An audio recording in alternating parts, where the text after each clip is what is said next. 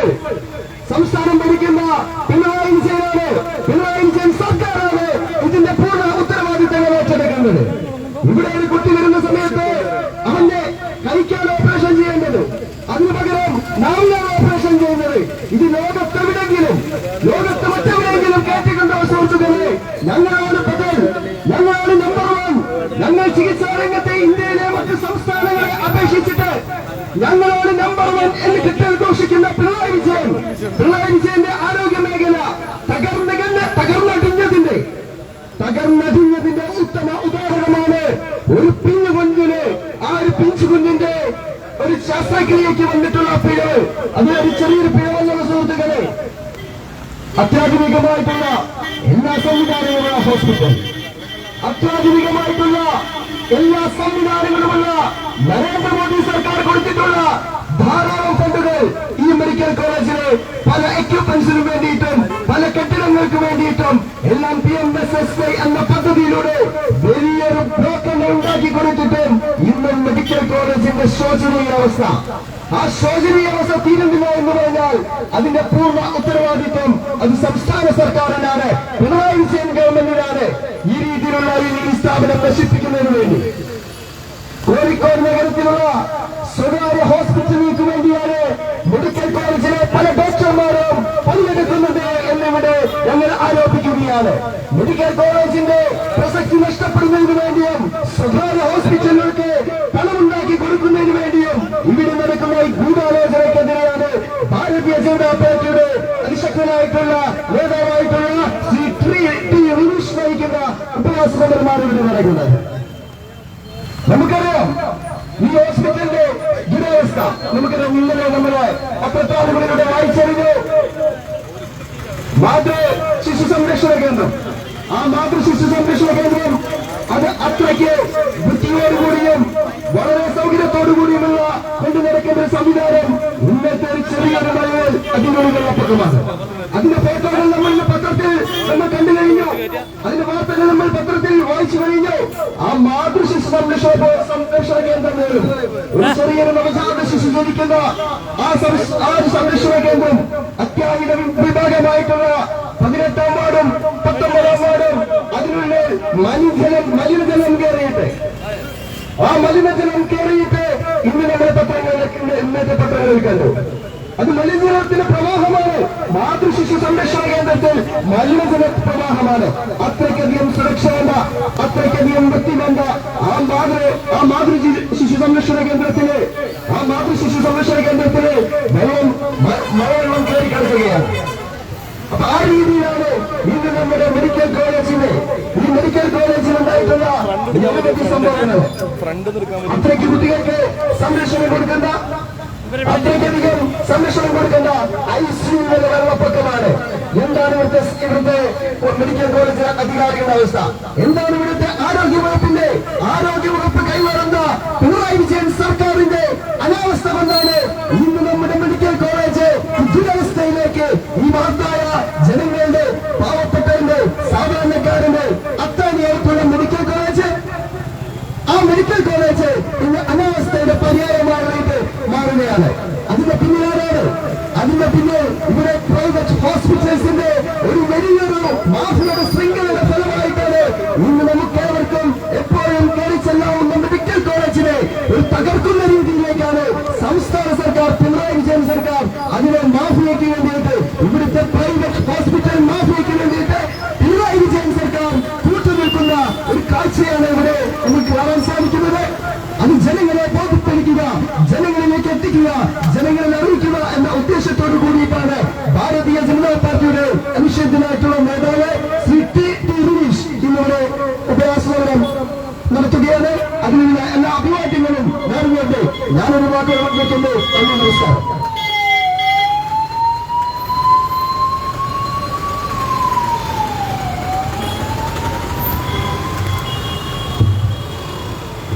എല്ലാവർക്കും നമസ്കാരം.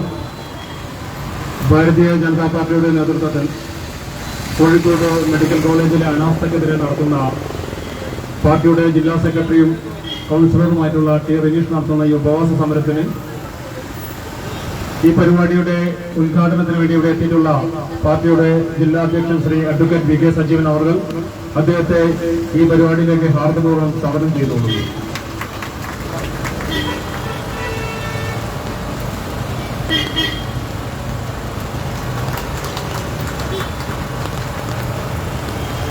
അതോടൊപ്പം തന്നെ ഈ പരിപാടിയുടെ ഉപവാസ സമരത്തിന്റെ നായകനായിട്ടുള്ള ടി റിനീഷ് അദ്ദേഹത്തിന് ഈ പരിപാടിയിലേക്ക് ഹാർദപൂർവ്വം സ്വാഗതം ചെയ്യുന്നു. പാർട്ടിയുടെ ഉത്തരമേഖലാ പ്രസിഡന്റ് ശ്രീ കെ വി ഉണ്ണികൃഷ്ണേട്ടൻ അദ്ദേഹത്തെ ഈ പരിപാടിയിലേക്ക് ഹാർദമായി സ്വാഗതം ചെയ്തുകൊള്ളുന്നു. പാർട്ടിയുടെ ജില്ലാ സെക്രട്ടറി ശ്രീ പ്രശോഭ് കൊത്തൂളി അദ്ദേഹത്തെ ഈ വേദിയിലേക്ക് സ്വാഗതം ചെയ്യുന്നു. അതോടൊപ്പം തന്നെ പാർട്ടിയുടെ ജില്ലാ വൈസ് പ്രസിഡന്റ് ശ്രീ ഹരിദാസ് പർമനാരി അദ്ദേഹത്തെ ഈ വേദിയിലേക്ക് സ്വാഗതം ചെയ്യുന്നു. പാർട്ടി ഭാരതീയ ജനതാ പാർട്ടിയുടെ കോഴിക്കോട് ജില്ലാ ജനറൽ സെക്രട്ടറി ആയിട്ടുള്ള ശ്രീ മോഹൻ മാസ്റ്റർ അവർ അദ്ദേഹത്തെ ഹാർദപൂർവ്വം ഈ പരിപാടിയിലേക്ക് സ്വാഗതം ചെയ്യുന്നു. പാർട്ടിയുടെ സംസ്ഥാന സമിതി അംഗമായിട്ടുള്ള ശ്രീ ടി പി സുരേഷ്, സതീഷ് പാറയിൽ ഈ രണ്ടുപേരെയും വേദിയിലേക്ക് സ്വാഗതം ചെയ്യുന്നു. അതോടൊപ്പം തന്നെ പാർട്ടിയുടെ ജില്ലാ കമ്മിറ്റി അംഗങ്ങളായിട്ടുള്ള ശ്രീ തിരുവണ്ണൂർ ബാലകൃഷ്ണൻ, പാർട്ടിയുടെ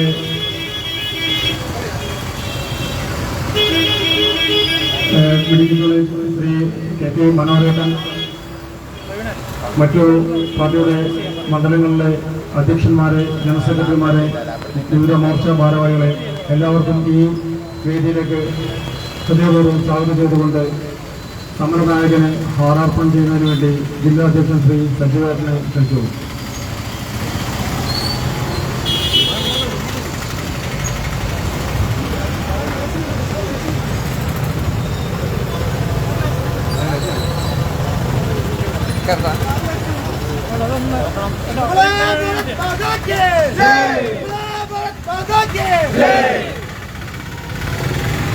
ഈ സമയത്ത്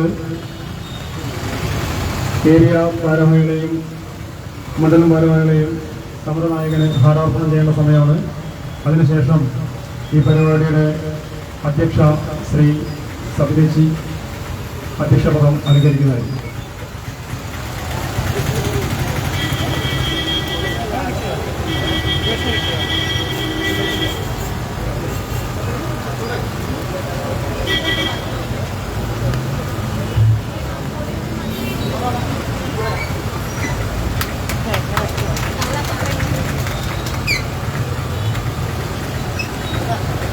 എല്ലാ ഏരിയ ഭാരവാഹികളെയും ഹാരാർപ്പണത്തിനായി ക്ഷണിക്കുകയാണ്.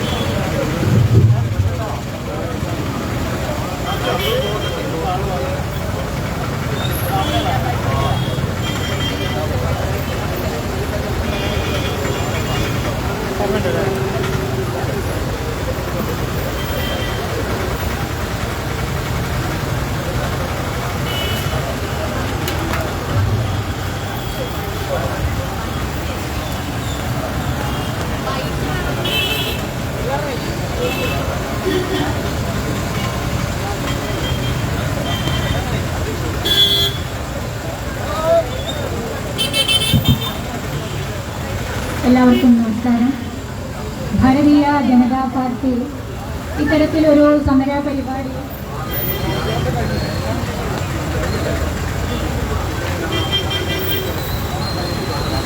RLJP-യുടെ ആളുകൾ ആടാർപ്പണം ചെയ്യുന്നതിന് വേണ്ടി ഇവിടെ എത്തിച്ചേർന്നത് അവരെ ആദരപൂർവ്വം ക്ഷണിക്കുന്നു.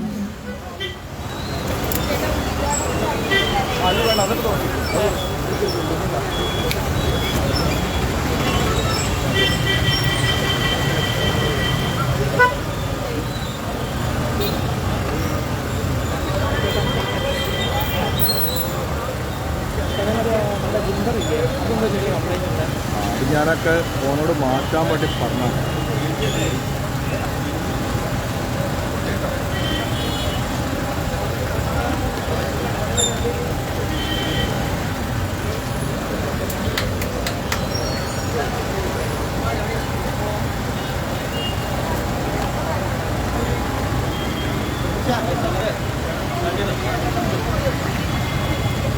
ഈ പരിപാടി ഔപചാരികമായി ഉദ്ഘാടനം ചെയ്യുന്നതിന് വേണ്ടി ഇവിടെ എത്തിച്ചേർന്നുള്ള ആദരണീയനായിട്ടുള്ള ജില്ലാ അധ്യക്ഷൻ ശ്രീമാൻ അഡ്വക്കേറ്റ് വി.കെ. സജീവൻ അവർ, ജില്ലാ general secretary M. Mohanan master, സംസ്ഥാന സമിതി അംഗങ്ങളായിട്ടുള്ള ശ്രീമാൻ സതീഷ് പാറന്നൂർ,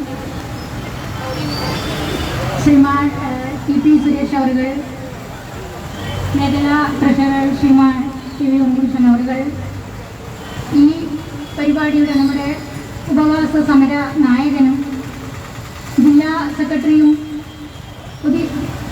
പുതിയ വാർഡ് കൗൺസിലറുമായിട്ടുള്ള ശ്രീമാൻ ടി. റനീഷ്, അതുപോലെ തന്നെ നെല്ലിക്കോട്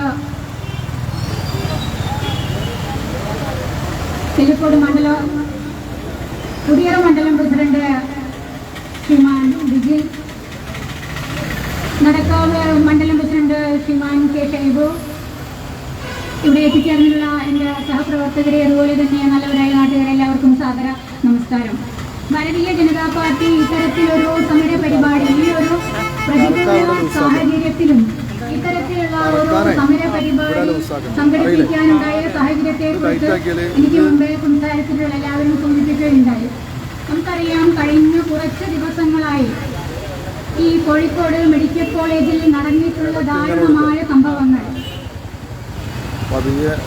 ഒരു പിഞ്ചു കുഞ്ഞിന്റെ കൈവിരലിന് ഓപ്പറേഷൻ ചെയ്യേണ്ട സ്ഥാനത്ത് കുഞ്ഞിന്റെ നാവിന് ഓപ്പറേഷൻ ചെയ്യുകയും, അതുപോലെ തന്നെ ആ ഒരു സംഭവം നടന്ന് ആ ഒരു ഡോക്ടർക്കെതിരെ കൃത്യമായ നടപടിയെടുക്കുകയോ അല്ലെങ്കിൽ അതിനുവേണ്ട ഒരു കാര്യവും നടക്കാത്തതിന്റെ പശ്ചാത്തലത്തിലാണ് ഇപ്പം ഒരാഴ്ച കഴിഞ്ഞ് വീണ്ടും ഇവിടെ ചികിത്സാ പിഴവുണ്ടാവുകയും, അത്തരത്തിലുള്ള ഈ ഒരു സംഭവങ്ങൾ അല്ലെങ്കിൽ ഈ ഒരു സംഭവങ്ങൾക്ക് ഒരു പരിഹാരം കാണുക എന്ന് മാത്രം ഉദ്ദേശിച്ചുകൊണ്ടല്ല ഭാരതീയ ജനതാ പാർട്ടി ഇങ്ങൊരു സമരവിട് സംഘടിപ്പിച്ചിട്ടുള്ളത്. കാലാകാലങ്ങളായി ഈ ഒരു മെഡിക്കൽ കോളേജിൽ നടന്നു വരുന്ന സംഭവങ്ങൾ നമുക്ക് എല്ലാവർക്കും അറിയാം. കാരണം സാധാരണക്കാരായ ജനങ്ങളുടെ ആശ്രയമാണ് ഈ ഒരു കോഴിക്കോട് മെഡിക്കൽ കോളേജ് എന്ന് പറയുന്നത്. സാധാരണ പുറത്തുള്ള പ്രൈവറ്റ് ഹോസ്പിറ്റലുകളിൽ ചികിത്സയ്ക്ക് പോകാൻ സാധിക്കാത്ത സാധാരണക്കാരായ ജനങ്ങൾക്ക് അവരുടെ ആശ്രയമാണ് ഈ മെഡിക്കൽ കോളേജ്. ഇനി എന്ത് ധൈര്യത്തിലാണ് ഈ ഒരു ഹോസ്പിറ്റലിലേക്ക് ഒരു ശസ്ത്രക്രിയക്കൊക്കെ നമ്മൾ വിധേയരാവാൻ വേണ്ടി എന്ത് ധൈര്യത്തിലാണ് നമുക്ക് ഇനി ഇവിടേക്ക് വരാൻ സാധിക്കുന്നത്? അതുമാത്രമല്ല, ഇപ്പൊ തന്നെ നമുക്കറിയാം, മഴക്കാലം തുടങ്ങിക്കഴിഞ്ഞു. ഒരു സാധാരണ പനിക്ക് എഴുതുന്ന പാരസെറ്റാമോൾ പോലും ഇവിടുത്തെ ഈ ഫാർമസിയിൽ സ്റ്റോക്കില്ല എന്നുള്ളതാണ് സത്യം. ഏതൊരു മരുന്നിനും ഇപ്പം പുറമേക്ക് പുറത്തുള്ള മരുന്ന് ഷോപ്പുകളിലേക്ക് എഴുതി കൊടുക്കുന്ന ഒരു സാഹചര്യമാണ്. ഇതെല്ലാം ഒരു ഡോക്ടർമാരുടെ തലയിൽ കെട്ടിവെച്ച് അവസാനിപ്പിക്കേണ്ട ഒരു വിഷയമെല്ലാം നമുക്കറിയാം. സംസ്ഥാന ഗവൺമെന്റിന്റെ കെടുകാര്യസ്ഥത ഇതിന് മുമ്പേ സംസാരിച്ച ആളുകൾ സൂചിപ്പിച്ചു കഴിഞ്ഞു. സംസ്ഥാന ഗവൺമെന്റിന്റെ കുത്തഴിഞ്ഞ ഭരണ സംവിധാനമാണ്. എന്നിട്ടും ചാനലുകളിൽ ചർച്ചയ്ക്ക് വരുന്ന സമയത്ത് CPM-ന്റെയോ അല്ലെങ്കിൽ സംസ്ഥാന ഗവൺമെന്റിന്റെയോ ആളുകൾ പറയുന്നത് ഈ ഒരു കേരളം നമ്പർ 1 ആണ്, ആരോഗ്യരംഗത്ത് കേരളം നമ്പർ 1 ആണ് എന്നാണ്. അതുകൊണ്ട് ഭാരതീയ ജനതാ പാർട്ടി ഇത്തരത്തിലുള്ള ഈ സംഭവങ്ങൾ അല്ലെങ്കിൽ ഒരു ഡോക്ടറെ സസ്പെൻഡ് ചെയ്തതുകൊണ്ടോ ഒന്നും തീരാവുന്ന പ്രശ്നമല്ല. അതുകൊണ്ട് ഇതിനെല്ലാം ഒരു പരിഹാരം കാണണമെന്ന് ആവശ്യപ്പെട്ടുകൊണ്ടാണ് ഭാരതീയ ജനതാ പാർട്ടി ഒരു സമരം സംഘടിപ്പിച്ചിട്ടുള്ളത്. ഈ ഒരു സമരം ഔപചാരികമായി ഉദ്ഘാടനം ചെയ്യുന്നത് പാർട്ടിയുടെ ആദരണീയനായിട്ടുള്ള ജില്ലാ അധ്യക്ഷൻ ശ്രീമാൻ അഡ്വക്കേറ്റ് വി കെ സജീവൻ അവറുകളാണ്. അദ്ദേഹത്തെ ഈ ഒരു പരിപാടി ഔപചാരികമായി ഉദ്ഘാടനം ചെയ്യുന്നതിന് വേണ്ടി ആദരപൂർവ്വം ക്ഷണിക്കുന്നു.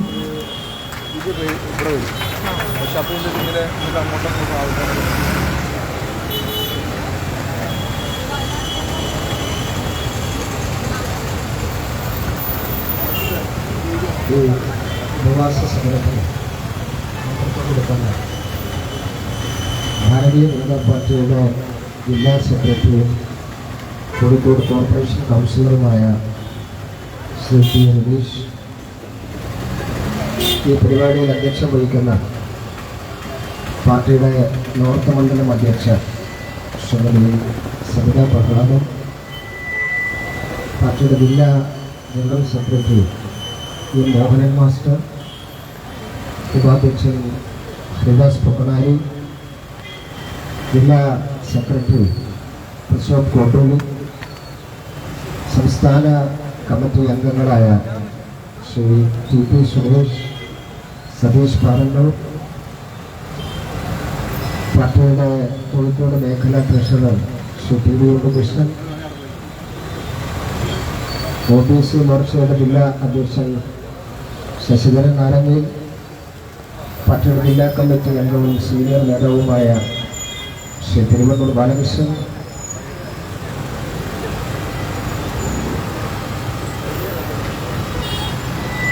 പാർട്ടിയുടെ മണ്ഡലം അധ്യക്ഷന്മാരായ Shri T P Vijil, Shri K Shaibu, മറ്റ് ഘടകകക്ഷി നേതാക്കളായ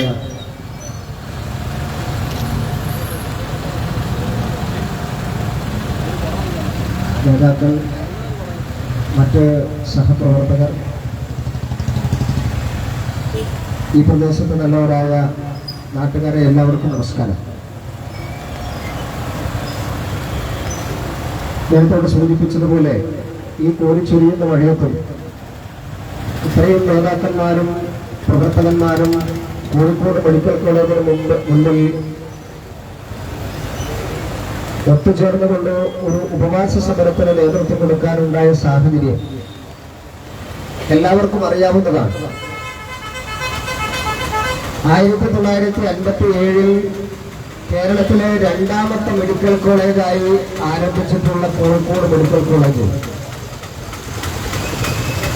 നേരത്തെ ആതുര സേവന രംഗത്ത് ഒട്ടേറെ കീർത്തി ആർജിച്ചിട്ടുള്ള മെഡിക്കൽ കോളേജ്. പക്ഷെ കുറെ നാളുകളായി കോഴിക്കോട് മെഡിക്കൽ കോളേജ് ശ്രദ്ധയിൽപ്പെടുന്നത് വിവാദങ്ങളിലൂടെയാണ് ഇപ്പോൾ ശ്രദ്ധ നേടിക്കൊണ്ടിരിക്കുന്നത്. അതും ഒരിക്കലും നമ്മൾ കേൾക്കാൻ ആഗ്രഹിക്കാത്ത, നാളിതുവരെ പറഞ്ഞു കേൾക്കാത്ത വിചിത്രമായ സംഭവങ്ങളുടെ പേരിലാണ്. ഇവിടെ സൂചിപ്പിച്ചു, 4.5 വയസ്സുകാരിയായിട്ടുള്ള ഒരു പിഞ്ചു കുഞ്ഞിന്റെ കൈവിരൽ മുറിച്ച് 6-ാം വിരൽ മുറിച്ച് കളയാൻ വേണ്ടി ഹോസ്പിറ്റലിൽ അഡ്മിറ്റായിട്ട് വിരൽ മുറിക്കുന്നതിന് പകരം നാവ് മുറിച്ച് കളയുന്നു. ശസ്ത്രക്രിയ നടത്തിയിട്ട് വയറ്റില് വലിയ കത്രിക മറന്നു വെച്ചു പോവുക. ശസ്ത്രക്രിയക്ക് ശേഷം സെഡേഷനിൽ കിടക്കുന്ന രോഗി പീഡിപ്പിക്കപ്പെടുക.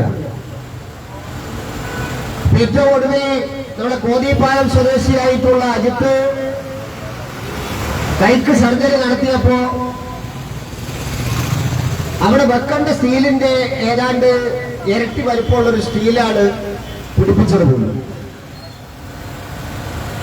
ഇങ്ങനെ വിചിത്രമായിട്ടുള്ള കാര്യങ്ങളുടെ പേരിലാണ് ഇപ്പൊ കോഴിക്കോട് മെഡിക്കൽ കോളേജ് ശ്രദ്ധയിൽപ്പെടുന്നത്.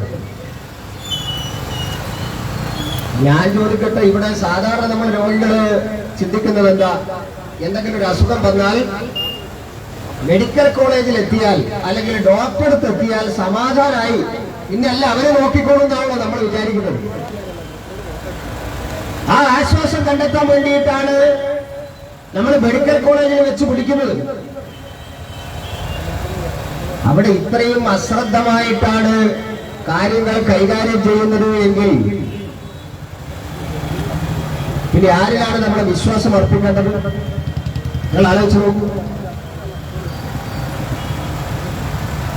എല്ലാം മറച്ചു വെക്കാനും പൊറുക്കാനുമാണ് പറയുന്നത്. അപ്പൊ സമരം നടത്തുമ്പോൾ തന്നെ മെഡിക്കൽ കോളേജിനെ തകർക്കാനാണെന്നാണ് പറയുന്നത്. ആതുരാലയം ആയതുകൊണ്ടാണ് ഞങ്ങൾ വൈകുന്നത്. തൊട്ടേരും പിടിച്ചവരൊക്കെ മെഡിക്കൽ കോളേജിൽ വന്ന് കയറുന്നത് ഞങ്ങൾക്ക് അറിയാഞ്ഞിട്ടല്ല. അത് തിരുത്തപ്പെടും. അശ്രദ്ധയുണ്ടായാൽ, തിരുത്തേണ്ട കാര്യങ്ങളുണ്ടായാൽ അത് തിരുത്തപ്പെടും. ഇവിടെ അധികാരികളുണ്ട്, ഭരണകൂടമുണ്ട് എന്നുള്ള ധാരണയിലായിരുന്നു ഞങ്ങൾ ഇത്രയും നാൾ ക്ഷമിച്ചത്. പക്ഷേ ചികിത്സാ പിഴവുകൾ ആവർത്തിക്കുകയാണ്. ഞാൻ കഴിഞ്ഞ ദിവസം ഇവിടെ ഓർത്തോ വിഭാഗത്തിന്റെ പത്രസമ്മേളനം കണ്ടു. അവർ പത്രസമ്മേളനം നടത്തിയത് പറയുകയാണ്, ഞങ്ങൾക്ക് പിഴവ് സംഭവിച്ചിട്ടില്ല. ഞാൻ ചോദിക്കുന്നത്, നിങ്ങൾ വേറെ ഏതൊരു ഡോക്ടറിനല്ലേ പരിശോധിച്ചിട്ട് അവരോട് പറഞ്ഞത് കമ്പി മാറിപ്പോയിട്ടുണ്ട്, രണ്ടാമത് സർജറി ചെയ്യണം? നാട്ടുകാരാണോ പറഞ്ഞത്? അവരോട് നാട്ടുകാർ പോയിട്ട് പറഞ്ഞതല്ലോ. ഓപ്പറേഷൻ കഴിഞ്ഞതിന് ശേഷം അതിന്റെ എക്സ്റേ എടുത്ത് മറ്റൊരു ഡോക്ടറെ കാണിച്ചപ്പോ ആ ഡോക്ടറാണ് പറയുന്നത് കമ്പി കുറച്ച് വലുതായിട്ടാണുള്ളത്, ഇത് ശരിയാവില്ല, ഇത് രണ്ടാമത് ഓപ്പറേറ്റ് ചെയ്യണം. അപ്പോഴാണ് എക്സ്റേ ഒന്നിച്ചുള്ള രോഗികളും പരിശോധിക്കുന്നത്. അവർ നോക്കിയപ്പോ അവര് കൊടുത്ത കമ്പിനെക്കാട്ടും വലിയ കമ്പിയാണ് കൊടുത്തിരിക്കുന്നത്. ഞങ്ങളാണോ ഇതൊക്കെ പറഞ്ഞത്? അതുകൊണ്ട് ന്യായീകരണം നിങ്ങളുടെ ഭാഗത്തു നിന്ന് നിർത്തിക്കോളൂ. പക്ഷേ ഡോക്ടർമാരോട് ഞങ്ങൾക്ക് പറയാനുള്ളത്, നിങ്ങളൊരു എത്തിക്സിന്റെ അടിസ്ഥാനത്തിൽ പ്രവർത്തിക്കുന്ന ആളുകളാണ്. ആ മെഡിക്കൽ എത്തിക്സിന്റെ അടിസ്ഥാനത്തിൽ പ്രവർത്തിച്ചിട്ടില്ലെങ്കിൽ നാട്ടുകാര് കയറി മേയും എന്നുകൂടി ഡോക്ടർമാരോട് പറയാൻ ഞങ്ങൾ ആഗ്രഹിക്കുക. നിങ്ങൾ വാദിച്ചോളൂ, നിങ്ങൾക്ക് എത്ര വ്യത്യാസമുണ്ട്. നിങ്ങളുടെ ഭാഗത്തുള്ള ക്ലിയർ ആയിക്കോളൂ. നമ്മള് കണ്ടല്ലോ, 4 വയസ്സുകാരിയുടെ കൈവിരലിന് പകരം നാവ് മുറിച്ചു. നിങ്ങൾ അതിലും ന്യായീകരണമൊക്കെ കണ്ടെത്തിയിട്ടുണ്ട്. പക്ഷെ നിങ്ങളുടെ കൂട്ടത്തിലുള്ള ഡോക്ടർമാരുടെ വിദഗ്ധ സംഘം തന്നെയാണ് ഇപ്പൊ കണ്ടെത്തിയിരിക്കുന്നത് ഈ താഴത്തെ ആശുപത്രിയിലെ അസോസിയേറ്റ് പ്രൊഫസർക്ക് അതില് വീഴ്ച സംഭവിച്ചിട്ടുണ്ട്. ഇനി ഞാൻ റിപ്പോർട്ട് കൊടുത്തു, വീഴ്ച സംഭവിച്ചിട്ടുണ്ട് എന്ന റിപ്പോർട്ട് കൊടുത്തിരിക്കുന്നത്. അതുകൊണ്ട് പുതിയ ആവശ്യം മുന്നോട്ട് വെച്ചിരിക്കുകയാണ്. മെഡിക്കൽ ബോർഡ് രൂപീകരിക്കണം. മെഡിക്കൽ ബോർഡ് രൂപീകരിക്കണം. മാത്രമല്ല, ഞാൻ ചോദിക്കട്ടെ, നിങ്ങൾക്കെന്താ ഇത്ര അശ്രദ്ധയൊക്കെ വരാൻ കാരണം എന്താ? ഈ കോഴിക്കോട് മെഡിക്കൽ കോളേജിലെ ഡോക്ടർമാർക്ക് ഇങ്ങനെ തുടർച്ചയായിട്ട് ചികിത്സാ പിഴവ് സംഭവിക്കുകയാണല്ലോ. നിങ്ങളെ ശ്രദ്ധ എന്തിനാ ഉള്ളത് അറിയാമല്ലോ. രോഗികളെ ചികിത്സിക്കുന്ന കാര്യത്തിൽ അല്ലെങ്കിൽ നിങ്ങളെ ശ്രദ്ധ മറ്റെന്തിനാ ഉള്ളത്? ഇവിടുത്തെ നാട്ടുകാർക്കൊക്കെ അറിയാം. കാരണം ഇവിടെ രോഗികൾ വരുമ്പോ അവരെ എങ്ങനെ വീട്ടിൽ വരുത്തിയിട്ട് ഈ സാധനം മേടിക്കാം എന്നതിനെ കുറിച്ചാണ് ഡോക്ടറുടെ ഒരു ചിന്ത പോകുന്നത്, അല്ലേ? വീട്ടിൽ പോയിട്ട് കാണണം. അപ്പൊ മറ്റു പല ചിന്തകളിലേക്ക് പോവാണ് നിങ്ങളുടെ ശ്രദ്ധ. അതാണ് ഞാൻ പറഞ്ഞ മെഡിക്കൽ എത്തിക്സിനെ കുറിച്ചിട്ട് നിങ്ങൾ ആലോചിക്കണം. ഇവിടെ വരുന്ന രോഗികളും കൂട്ടിരിപ്പുകാരും വിചാരിക്കുന്നത് മെഡിക്കൽ കോളേജിൽ എത്തിക്കഴിഞ്ഞാൽ ഞങ്ങളുടെ രോഗികൾക്ക് ആശ്വാസമായി. ഇത് നമ്മൾ വണ്ടി നന്നാക്കാൻ വേണ്ടി വർക്ക്ഷോപ്പിൽ പോകുന്ന പോലെയല്ല. വർക്ക്ഷോപ്പിൽ പോയാൽ സാധാരണ നമ്മൾ പറയുന്നത് കേൾക്കാറുണ്ട്, തൽക്കാലം ഈ പാർട്സ് ഇട്ടിട്ട് നമുക്ക് വണ്ടി ഓടിക്കാം, എന്നിട്ട് പുതിയ പാർട്സിന് ഓർഡർ ചെയ്തിട്ട് അത് വന്നാൽ നമുക്ക് മാറ്റാന്നൊക്കെ പറയുന്നത് നമ്മൾ സാധാരണ കേൾക്കാറുണ്ട്. ഇപ്പൊ ഓർത്തോ വിഭാഗം ഇന്നലെ പത്രസമ്മേളനം നടത്തിയിട്ട് പറഞ്ഞത്, ഒരു കമ്പി ഇട്ടിട്ട് അതിന്റെ അപ്പുറത്തേക്ക് വേറൊരു കമ്പിയും കൂടെ ഇട്ടിട്ടുണ്ട്, അത് 2 ആഴ്ചക്കുള്ളിൽ അത് ഞങ്ങൾ എടുത്തെളിയും, പിന്നെ നോക്കിയാന്നൊക്കെയാ പറയുന്നത്. അങ്ങനെയൊക്കെ ഉണ്ടോ? ഒരു താൽക്കാലിക സംവിധാനമൊക്കെ ഉണ്ടോ ഈ ഇതിന് ഓപ്പറേഷൻ? അല്ല, അറിയാഞ്ഞിട്ട് ചോദിക്കാം, നമുക്കറിയില്ലല്ലോ ഡോക്ടർമാരെ ഇതൊക്കെ പറയേണ്ടത്. അബദ്ധം പണിഞ്ഞു കഴിഞ്ഞാൽ അത് തിരുത്തുകയാണ് വേണ്ടത്. കാരണം ജനങ്ങളുടെ ജീവൻ കൊണ്ട് ആണ് ഈ മെഡിക്കൽ കോളേജിലെ ഡോക്ടർമാർ കളിക്കുന്നത്. അവിടെ നിങ്ങൾ ന്യായീകരിച്ചിട്ട് ഞങ്ങളെ ആർക്കും ഒരു ചുക്കും ചെയ്യാൻ പറ്റില്ല എന്നുള്ള നിലയിലല്ല പോകേണ്ടത്. ഞാൻ നേരത്തെ സൂചിപ്പിച്ചു, പൈസ എത്ര കിട്ടും, എക്സ്ട്രാ പൈസ എത്ര കിട്ടും എന്നുള്ളതിനെ കുറിച്ചാണ് ഡോക്ടർമാരുടെ പലരുടെയും ചിന്ത. എനിക്ക് ബലമായ സംശയമുണ്ട്, ഈ ക്യാമ്പസിനകത്ത് മയക്കുമരുന്ന് മാഫിയയുടെ വിളയാട്ടമുണ്ട്. ഞാൻ ഉത്തരവാദിത്വ ബോധത്തോടു കൂടി തന്നെയാണ് പറയുന്നത്, പാർട്ടിയുടെ ജില്ലാ പ്രസിഡന്റ് എന്നുള്ള നിലയിൽ. പരിശോധിക്കപ്പെടണം. ഡോക്ടർമാരും ഇവിടെ പഠിക്കുന്ന കുട്ടികളുടെയും ഇടയിൽ മയക്കുമരുന്ന് മാഫിയ പ്രവർത്തിക്കുന്നുണ്ടോ? ആരോടാ ഇതൊക്കെ പറയുന്നത്? ഇവിടെ ഒരു ഭരണസമിതി ഉണ്ട്. ആ ഭരണസമിതിക്ക് ഒരു പണിയില്ല. CPM ജില്ലാ സെക്രട്ടറി എന്താണോ കൊടുത്തുവിടുന്നത് എഴുത്ത്, അത് നടപ്പിലാക്കാനാണ് ഇവിടുത്തെ ഭരണസമിതി. സൂപ്രണ്ട് ഉൾപ്പെടെ എല്ലാ ഡോക്ടർമാരും സംസാരിക്കുമ്പോൾ നമ്മുടെ സുഹൃത്തുക്കളൊക്കെ തന്നെയാണ്. പക്ഷേ CPM ജില്ലാ സെക്രട്ടറി കൊടുത്തുവിടുന്ന കത്ത് നടപ്പിലാക്കലാണ് ഈ ആശുപത്രിയിലെ ഭരണസമിതിയുടെ പ്രധാനപ്പെട്ട ചുമതല. പിന്നെ എങ്ങനെയാ ഈ ആശുപത്രി ഉണ്ടാകുക? നമുക്ക് ഓർമ്മയില്ല ഇവിടുത്തെ സെക്യൂരിറ്റിക്കാരെ മർദ്ദിച്ചത്. ഇവിടുത്തെ ഭരണസമിതി ഉണ്ടാക്കിയിട്ടുള്ള നിയമം ലംഘിച്ചുകൊണ്ട് ഇതിനകത്ത് അതിക്രമിച്ചു കയറി CPM DYFIയുടെയും ഗുണ്ടകള് വിളയാടിയത് നമുക്ക് ഓർമ്മയുണ്ട്. എന്ത് നടപടിയെടുത്തു? അവരെ കുറിച്ച് എന്ത് നടപടിയാണ് എടുത്തത്? ഇവിടെ ഇപ്പോ പുതിയ ഒരു അപ്പോയിന്റ്മെന്റും ഇല്ല. സർക്കാരിന് എന്തെങ്കിലും ബാധ്യത വരണമെങ്കിൽ ഇവിടെ പുതിയ ബ്ലോക്ക് 196 കോടിയുടെ പുതിയ ബ്ലോക്ക് ഉണ്ടാക്കിയില്ലേ? നമ്മളൊക്കെ അഭിമാനത്തോടു കൂടിയല്ലേ പറയുന്നത്? അവിടെ ഏതെങ്കിലും ഒരു സിംഗിൾ അപ്പോയിന്റ്മെന്റ് സർക്കാർ ചെലവിൽ നടത്തിയതായിട്ട് നിങ്ങൾക്കറിയോ? 700-ലധികം പുതിയ നിയമനങ്ങൾ നടത്തേണ്ട ആ പുതിയ ബ്ലോക്കിൽ പോലും ഒരു നിയമനവും നടത്തിയിട്ടില്ല. CPM ജില്ലാ സെക്രട്ടറി കൊടുത്തുവിടുന്ന ആളുകളെ താൽക്കാലികമായിട്ട് നിയമിക്കുകയാണ് ചെയ്തിരിക്കുന്നത്. പ്രിയപ്പെട്ടവർ, ഈ താൽക്കാലിക നിയമനം നടത്തുന്നത് ആര്യ? പാർട്ടി പണിയെടുക്കുന്നതിന്റെ പകരമുള്ള പാരിതോഷിക. അവരൊക്കെ കൂടിയാണ് ഈ ആശുപത്രി ഇപ്പൊ ഭരിച്ച് ഈ നിലയിലാക്കി മുന്നോട്ട് കൊണ്ടുപോയിക്കൊണ്ടിരിക്കുന്നത്. പ്രിയപ്പെട്ടവർ, അതുകൊണ്ട് ഒരു കാര്യം അടിവരയിട്ടുകൊണ്ട് പറയാൻ വേണ്ടി ഞാൻ ആഗ്രഹിക്കുകയാണ്. ഈ ഭരണസമിതിയും ഈ രാഷ്ട്രീയക്കാരും എല്ലാവരും കൂടി ചേർന്നുകൊണ്ട് താറുമാറാക്കുന്ന ഒരു ഉപജാപക കേന്ദ്രമായി മെഡിക്കൽ കോളേജിനെ മാറ്റാൻ ഭാരതീയ ജനതാ പാർട്ടി അനുവദിക്കില്ല എന്ന് പ്രഖ്യാപിക്കാൻ കൂടി ഞാൻ ആഗ്രഹിക്കുക. കുറെ കാലമായി നമ്മൾ ക്ഷമിക്കുന്നു. കുറെ കാലമായി മെഡിക്കൽ കോളേജിൽ അത് നടക്കുന്നു, ഇത് നടക്കുന്നു, നിയമനം നടക്കുന്നു, ഇവരുടെ ഗുണ്ടാവിളയാട്ടമാണ്, അവിടുത്തെ മാനേജ്മെന്റ് ശരിയല്ല, ആരോപണങ്ങളെ കുമിഞ്ഞു കൂടുകയാണ്. ഇവരാദരാലയമാണ് എന്നുള്ള ബോധ്യമുള്ളത് കൊണ്ടാണ് നമ്മൾ അതിലൊന്നും ഇടപെടാതിരുന്നത്. അതുകൊണ്ട് ഇനി ഇടപെട്ടേ മതിയാവുള്ളൂ. നിങ്ങളെ കൈപ്പിഴകൾ, അശ്രദ്ധകൾ ഒന്ന് മാറ്റാവുമെന്ന് ഞങ്ങളൊന്നും നോക്കട്ടെ. ഏതായാലും സർക്കാർ ഏതായാലും തിരുത്താൻ വേണ്ടി പോകുന്നില്ല. നമ്മൾ എന്താ കേൾക്കുന്നത്?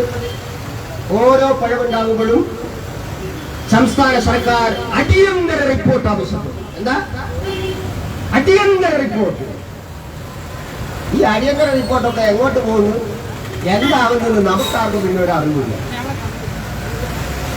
എന്ത് തുടർ നടപടികളാണ്, എന്ത് തിരുത്തൽ നടപടികളാണ് സർക്കാർ കൈക്കൊണ്ടത് എന്നറിയാനാണ് ജനങ്ങൾ ആഗ്രഹിക്കുന്നത്. ഒരു തിരുത്തൽ നടപടിയും കൈക്കൊള്ളാൻ കഴിഞ്ഞ കുറെ നാളുകളായി കോഴിക്കോട് മെഡിക്കൽ കോളേജിൽ ആവർത്തിക്കുന്ന ഓരോ വിഷയത്തിലും സംസ്ഥാന സർക്കാരിന് വിശദീകരിക്കാൻ വേണ്ടി സാധിച്ചിട്ടില്ല.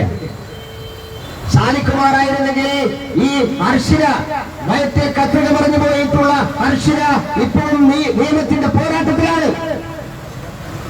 ആരോഗ്യമന്ത്രി നേരിട്ട് വന്നിട്ട് അവരുടെ സമരം നടത്തുമ്പോൾ കൊടുത്ത ഉറപ്പ് പാലിക്കാൻ പോലും സർക്കാരിന് സാധിച്ചിട്ടില്ല. നമുക്ക് ഓർമ്മയുണ്ട്, അവർ മെഡിക്കൽ കോളേജിന് മുമ്പിലും തെരുവോരങ്ങളിലും ഇപ്പോഴും മനുഷ്യന സമരവുമായിട്ട് മുന്നോട്ട് പോവുകയാണ്.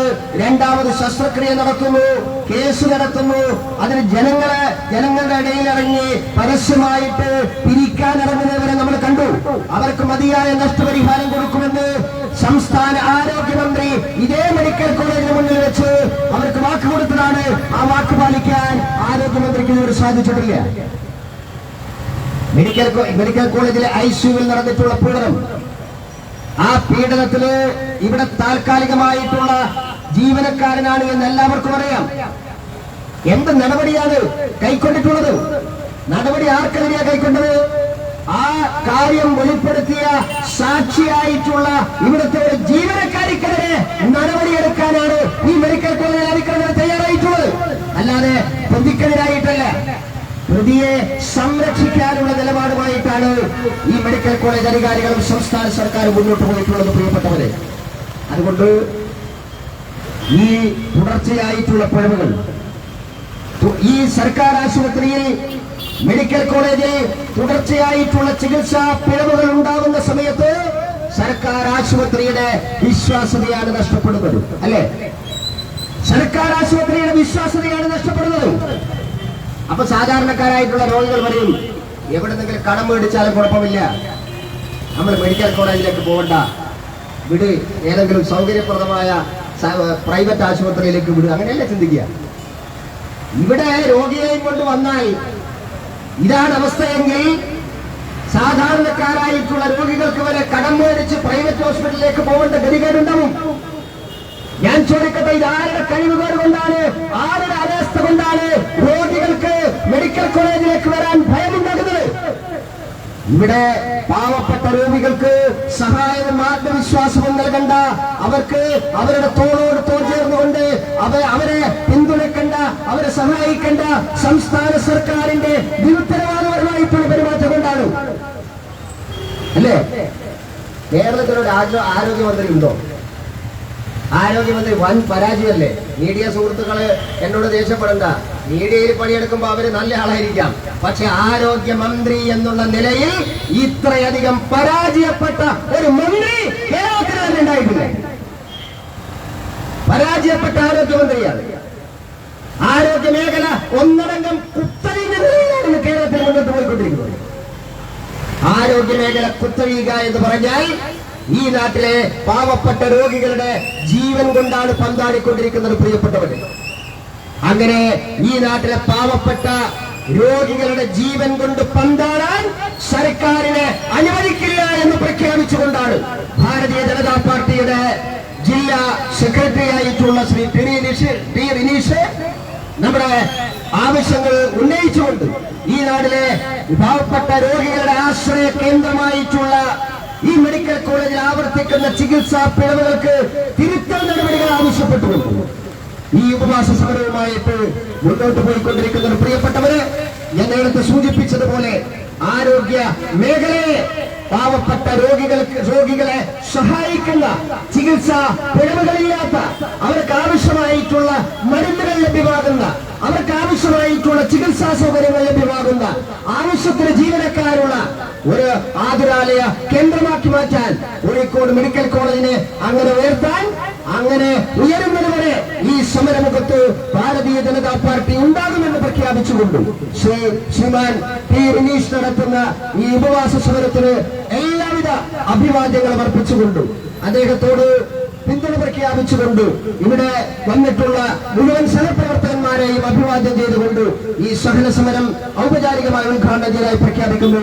നന്ദി, നമസ്കാരം, വന്ദേ മാതരം.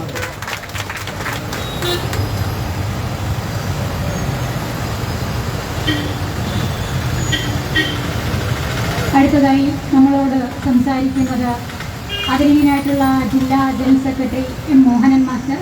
അദ്ദേഹത്തെ ആദരപൂർവ്വം ക്ഷണിക്കുന്നു.